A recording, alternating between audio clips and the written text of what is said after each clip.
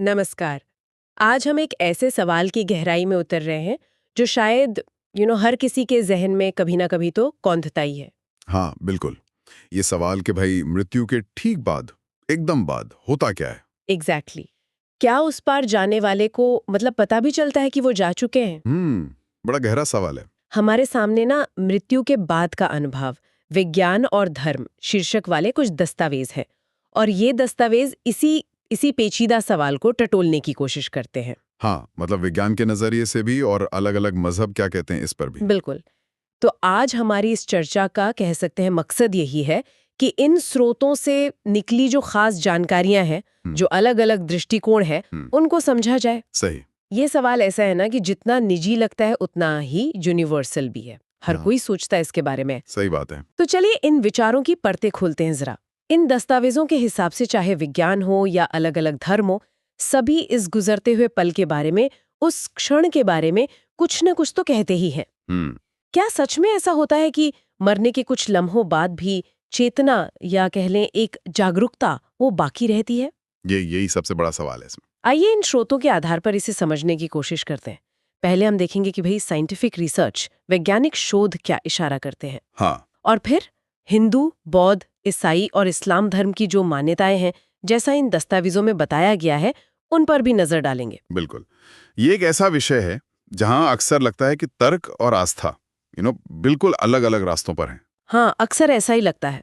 लेकिन जैसे ये स्रोत इशारा कर रहे हैं, शायद कुछ खास बिंदुओं पर, खासकर इस एकदम शुरुआती अनुभव के आसपास, उनमें अनजाने में कुछ-कुछ समानताएं भी नजर आ सकती। दिलचस्प।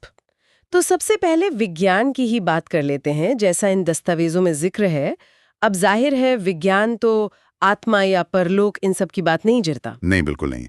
विज्ञान का फोकस होता है कि शारीरिक और दिमागी स्तर पर क्या घट रहा है, क्या प्रक्रियाएं चल रही हैं। हाँ। तो इन स्रोतों के अनुसार देखिए, वैज्ञानिक परिभाषा में मृत्यु तब मानी जाती है जब दिल धड़कना बंद कर दे और मस्तिष्क की सारी गतिविधियां, मतलब ब्रेन एक्टिविटी, वो समाप्त हो जाए। ठीक है, ये तो स्टैंडर्ड डेफिनेशन हुई। हाँ, लेकिन यहीं पर एक दिलचस्प मोड़ आता है जिसका जिक्र इन दस्तावेजों में किया गया है। कुछ हालिया रिसर्च जिनका हवाला ये स्रोत देते हैं, वो बताते हैं कि दिल रुकने के बाद भी मस्तिष्क तुरंत एकदम से पूरी तरह खामोश नहीं होता। अच्छा, सीरियसली?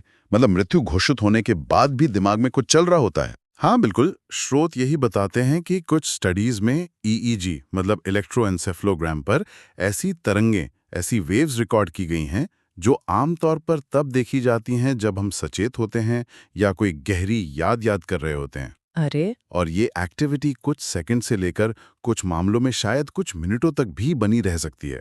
तो स्रोत इसे क्या कहते हैं, मतलब इस एक्टिविटी को? स्रोत इसे एक तरह की बची हुई चेतना या पोस्ट डेथ कॉन्शियसनेस की संभावना के रूप में देखते हैं, एक पॉसिबिलिटी। ये तो सोचने वाली बात है कि शरीर पूरी तरह इनएक्टिव है, कोई रिस्पॉन्स नहीं दे रहा, लेकिन दिमाग के किसी कोने में शायद शायद अपने आसपास के माहौल का, जैसे कमरे में क्या बातें हो रही हैं या आवाजें हैं, उनका हल्का सा एहसास बाकी हो। हाँ, कुछ ऐसा ही। स्रोत बताते हैं कि ये एक एक्टिव रिसर्च का फील्ड है अभी, और वे इन शुरुआती नतीजों को नियर डेथ अवेयरनेस या एनटीए से भी जोड़ते हैं। मतलब वो अनुभव जहां लोग जिन्हें रिवाइव किया जाता है। हाँ हाँ, सुना है मैंने इसके बारे में। वो कभी-कभी उन घटनाओं का बिल्कुल सटीक ब्यौरा देते हैं जो उनके मृत्यु काल के दौरान हुई, जैसे डॉक्टरों की बातचीत सुनना वगैरह। राइट। हालांकि इस स्रोत ये भी साफ करते हैं कि इस दिमागी गतिविधि का व्यक्तिपरक अनुभव, मतलब अंदर से कैसा महसूस होता होगा, ये जानना भी बाकी है। और साइंटिफिक कम्युनिटी में इस पर काफी बहस भी है कि क्या ये वाकई चेतना है या बस एक बायोलॉजिकल प्रोसेस का एंड है। समझ गई। तो विज्ञान के नजरिए से, जैसा ये स्रोत बताते हैं, कम से कम एक संभावना तो भरते हैं कि मृत्यु के फौरन बाद एक क्षणिक जागरूकता, एक मोमेंट्री अवेयरनेस रह सकती है। हाँ, एक संभावना तो है। चलिए अब ये देखते हैं कि अलग-अलग धर्म इस खास पल के बारे में क्या कहते हैं, जैसा हमारे दस्तावेजों में बताया गया है। सबसे पहले हिंदू धर्म की तरफ चलते हैं। बिल्कुल। तो हिंदू धर्म का दृष्टिकोण जैसा इन दस्तावेजों में वर्णित है, वो आत्मा की अमरता के सिद्धांत सिद्धांत पर आधारित है। आत्मा अमर है, हाँ, वो गीता का श्लोक भी है शायद। आज श्रोत भगवद गीता के उसी प्रसिद्ध श्लोक का हवाला देते हैं, नैनम छिंदन्ति शस्त्राणि, जिसका सार यही है कि आत्मा अजर अमर है, उसे शस्त्र काट नहीं सकते, आग जला नहीं सकती, पानी भिगो नहीं सकता, हवा सुखा नहीं सकती। मृत्यु तो केवल शरीर की होती है। और इन स्रोतों में एक बहुत ही इंटरेस्टिंग बात का जिक्र है क्या? कि जब आत्मा शरीर छोड़ती है तो उसे फौरन ये एहसास हो जाता है कि वो मुक्त हो गई है। कई शास्त्रों और टीकाओं का हवाला देते हुए स्रोत बताते हैं कि आत्मा कुछ समय तक अपने ही मृत शरीर के आसपास भटकती है। अच्छा। हाँ, अपने प्रियजनों को रोते बिलखते हुए देखती है, मानो एक दर्शक की तरह, एक ऑडियंस की तरह। ये वर्णन काफी विशद है। श्रोत इस अवस्था को एक तरह की मोह या संक्रमण की स्थिति बताते हैं, ट्रांजिशन फेज। मोह मतलब अटैचमेंट। हाँ, जहां आत्मा को यह बोध तो हो जाता है कि वो पार्थिव जीवन से अलग हो गई है, पर वो पूरी तरह डिटैच्ड नहीं हो पाती। और ये अनुभव जहां आत्मा अपने आसपास के माहौल के प्रति सचेत है लेकिन फिजिकली कुछ कर नहीं सकती, हाँ, ये उस वैज्ञानिक संभावना से कहीं ना कहीं एक पैरेलल ड्रॉ करता है जिसकी हमने बात की थी, भले ही दोनों की व्याख्या और बेसिस बिल्कुल अलग हों। बिल्कुल। और फिर स्रोत आगे बताते हैं कि इस शुरुआती अवस्था के बाद यम के दूत या दूसरी दैवीय शक्तियां आत्मा को उसके कर्मों के हिसाब से उसकी अगली यात्रा पर ले जाती हैं। हाँ, चाहे वो पितृलोक हों, स्वर्ग नरक हों या फिर पुनर्जन्म। तो यहाँ भी शरीर छोड़ने और अगली यात्रा शुरू होने के बीच एक क्लियर गैप है, एक अंतराल है जिसमें अवेयरनेस, जागरूकता का तत्व मौजूद है। बिल्कुल, ये अंतराल महत्वपूर्ण है। ये दिखाता है कि हिंदू परंपरा में मृत्यु को एक झटके में खत्म होने वाली घटना नहीं, बल्कि एक प्रोसेस माना गया है जिसमें चेतना का अनुभव शामिल है। अब बौद्ध धर्म की तरफ बढ़ते हैं। स्रोत बताते हैं कि बौद्ध फिलॉसफी में भी मृत्यु के बाद चेतना के बने रहने की एक डिटेल्ड अवधारणा है। हाँ, इन दस्तावेजों में बार्दो की अवधारणा का प्रमुखता से जिक्र किया गया है। बार्दो, ये क्या है? ये एक तिब्बती शब्द है। इसका मतलब होता है बीच की अवस्था या अंतराल, इंटरमीडिएट स्टेट। अच्छा। ये मृत्यु और अगले पुनर्जन्म के बीच का समय होता है। और क्या इस बार्दो अवस्था में चेतना एक्टिव रहती है? स्रोत के अनुसार हाँ, बिल्कुल एक्टिव रहती है। तिब्बती बुक ऑफ द डेड जैसे ग्रंथों का हवाला देते हुए स्रोत बताते हैं कि मृत्यु के क्षण में चेतना शरीर से अलग होती है और बार्दो में एंटर करती है। और इस अवस्था के शुरुआती चरणों में व्यक्ति को बहुत साफ तौर पर यह एहसास होता है कि वो मर चुका है। यहाँ भी वही एहसास? हाँ, उसे तेज रोशनी, आवाजें और कभी-कभी डरावने दृश्य भी अनुभव हो सकते हैं, जो बेसिकली उसके अपने मन की ही उपज होते हैं। यानी यहाँ भी एक स्पष्ट जागरूकता की बात है, बल्कि शायद और भी इंटेंस अनुभव की। हाँ, आप कह सकते हैं। स्रोत बताते हैं कि बार्दो अवस्था को चेतना के लिए एक बहुत महत्वपूर्ण अवसर माना जाता है, अपनी असल प्रकृति को पहचानने का और शायद मुक्ति यानी निर्वाण पाने का भी। अच्छा। लेकिन अगर ऐसा नहीं हो पाता तो फिर कर्मों के प्रभाव से चेतना अगले जन्म की ओर खिंच जाती है। पर मेन बात यह है कि मृत्यु के तुरंत बाद चेतना खत्म नहीं होती, बल्कि वो एक तीव्र और बदलने वाले अनुभव से गुजरती है जिसमें अपनी मृत अवस्था का बोध शामिल है। ये देखना बड़ा दिलचस्प है कि कैसे अलग-अलग परंपराएं इस मोमेंट्री अवेयरनेस को, इस क्षणिक जागरूकता को अपने फिलॉसफिकल स्ट्रक्चर में फिट करती हैं। हाँ, बिल्कुल। चलिए, अब ईसाई धर्म के दृष्टिकोण को देखते हैं जैसा इन दस्तावेजों में दिया गया है। ईसाई धर्म में, जैसा स्रोत बताते हैं, मृत्यु के बाद आत्मा का न्याय होता है, जजमेंट, और उसका फाइनल डेस्टिनेशन स्वर्ग या नरक वो तय होता है।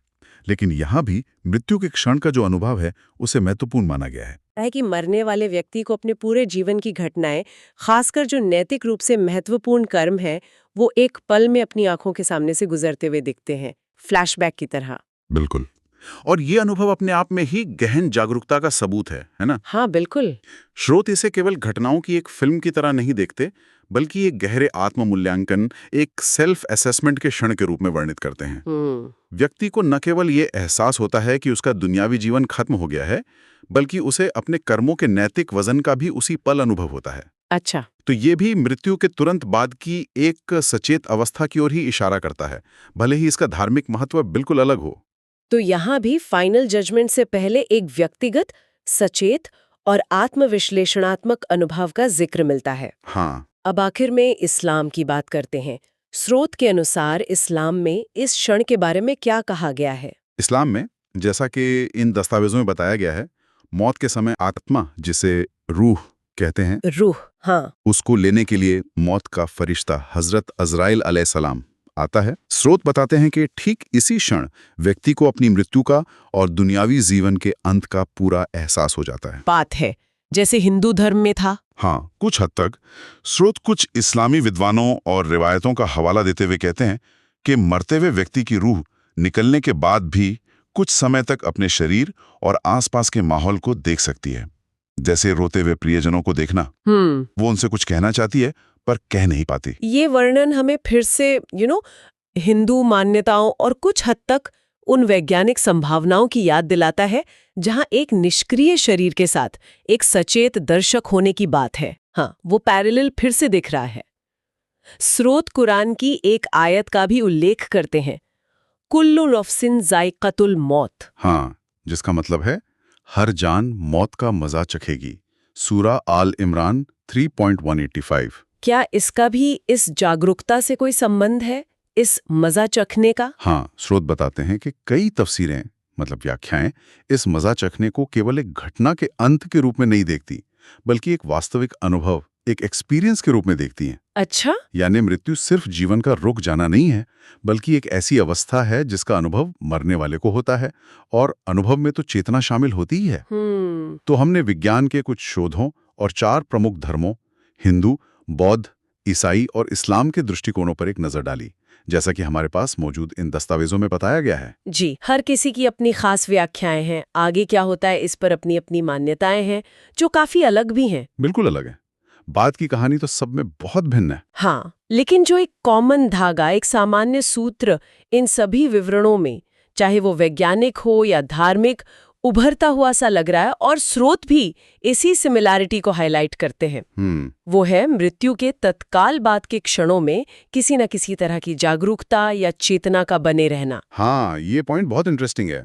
रूप अलग हो सकता है, व्याख्या अलग हो सकती है, उसका कारण अलग बताया जा सकता है, लेकिन ये एहसास कि मैं मर चुका हूं या मेरा शरीर अब मेरा नहीं रहा, ये किसी न किसी रूप में मौजूद लगता है इन सभी विवरणों में। तो इन सभी दृष्टिकोणों को एक साथ रख के जब हम देखते हैं तो एक वाकई दिलचस्प तस्वीर उभरती है, जैसा कि हमारे स्रोत सामग्री का निष्कर्ष भी है। हाँ, कि विज्ञान के कुछ उभरते हुए शोध और कई प्रमुख धर्म इस बिंदु पे सहमत से दिखते हैं कि मृत्यु के तुरंत बाद कम से कम कुछ पलों के लिए व्यक्ति को एक प्रकार की जागरूकता या चेतना का अनुभव हो सकता है। उन्हें यह एहसास होता है कि वे मर चुके हैं, भले ही वे शारीरिक रूप से कोई प्रतिक्रिया ना दे सकें। और यहाँ ये सवाल सोचने पर मजबूर करता है कि इस क्षणिक जागरूकता का आखिर महत्व क्या है, सिग्निफिकेंस क्या है इसका। हाँ, बिल्कुल। भले ही इसके बाद की यात्रा, चाहे वो आत्मा का सफर हो या पुनर्जन्म हो या स्वर्ग नर्क की प्राप्ति हो या बस एक बायोलॉजिकल एंड हो, इसके बारे में धारणाएं बिल्कुल अलग हों। लेकिन ये शुरुआती लगभग साझा सा एहसास, ये अपने आप में क्या मायने रखता है? ये चेतना की प्रकृति, नेचर ऑफ कॉन्शियसनेस, शरीर से उसका क्या संबंध है, और शायद उसकी स्वतंत्रता के बारे में भी गहरे सवाल खड़े करता है। और इन सवालों पर इन स्रोतों में अलग अलग ढंग से विचार किया गया है। बिल्कुल। तो इन स्रोतों के आधार पर यह विचार मन में रह जाता है, क्या ये क्षणिक बोध जिसकी झलक हमें विज्ञान और विभिन्न आस्थाओं में मिल रही है, ये सिर्फ मस्तिष्क की अंतिम जैविक गूंज है, एक आखिरी स्पार्क, या फिर ये चेतना के किसी बड़े अनजाने रहस्य की ओर खुलने वाला एक दरवाजा है, एक थ्रेशहोल्ड, जिसके पार क्या है ये शायद हम पूरी तरह कभी नहीं जान पाएंगे। गहरा सवाल है। इसी गहरे सवाल के साथ आज की इस चर्चा को यहीं विराम देते हैं।